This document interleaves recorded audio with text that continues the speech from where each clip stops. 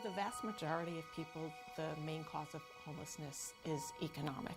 It's a lack of affordable housing, rising rents so people can no longer afford the housing where they are.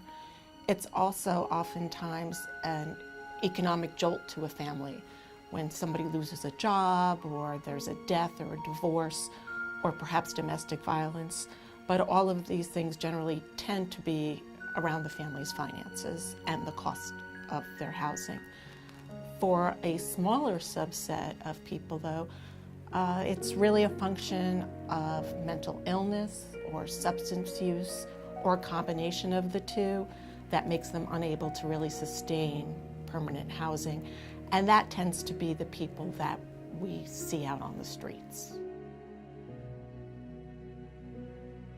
So the shelter population, the number of people who are living in shelters, is now just over 60,000.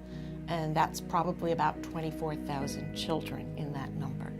But those are the people who are living in city shelters. And there are others that those numbers don't take into account.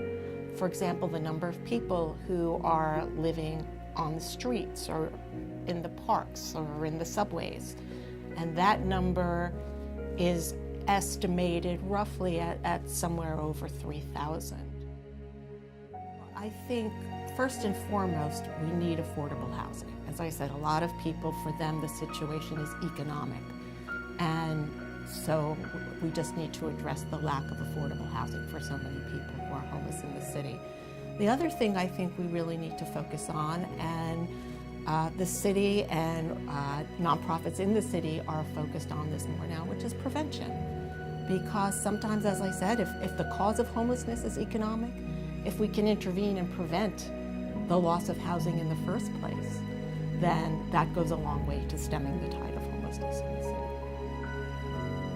I think the best way to help is really to make a financial contribution, as well as to volunteer your time to Neighborhood Coalition for Shelter, or of course I'm going to push for that, but other organizations that are also serving homeless individuals around the city.